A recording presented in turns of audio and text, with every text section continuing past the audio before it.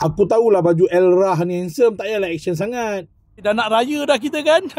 Hari ni aku nak bawa korang pergi kat Mahkota Parade Melaka. Kita pergi manisnya raya. Nampak?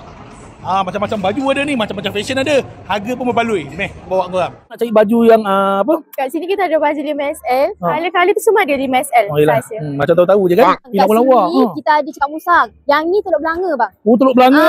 Tapi dah 2 tahun dah pakai Teluk Belanga ni. Abang nak cari yang Belanga yang lagi satu tu. Ada kat atas bang. Oh, kat atas? Kedai piuk. Kedai piuk. Oh, yai. Biskut-biskut pun ada Tinggi Banyak biskut-biskut. Oh, kat CKY ni macam-macam fashion ada. Baju kebabai pun ada. Ni baju kanak-kanak 1 tahun dah boleh pakai. Bini nombor 3 aku, anak dia 9 bulan boleh pakai kot.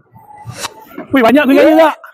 Saya nak yang terbaik tu. Okay, kita ada 2 hot seller kat kita. Ada melting moment melting dengan dark chocolate. Yang ni paling laris. Dark chocolate Abang rasa sekali mesti nak lagi tau. Sebaik saya coklat dia tak dark. Okay. Abang nak cari songkok yang tinggi sikit lah dek. Kami ada yang 5 inci je bang. Alah, abang nak lagi tinggi kau dapat.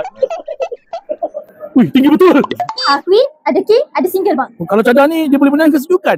Bang, bukan tahan sejuk je bang. Abang try boleh. Balik laju abang nak cari baju Tapi kat sini baju perempuan je bang. Ayolah, abang ada 4 wife. 4? Boleh. Saiz dia macam mana? Saiz dia ada yang tinggi, ada yang sontot, ada yang besar, ada yang kecil. Okay, nama yang hijau tu nama dia Mice. Okay. Boleh bungkus kat Itu dalam kereta. Jadi tak adalah abang duduk dalam macam pening bau ikan. Pandai lah kau. Boleh lah abang nak borong habis. Hey, nak bergaya hari-gaya kan? Kenalah ada Honda. Datang je kat Manis Raya ni. Betul?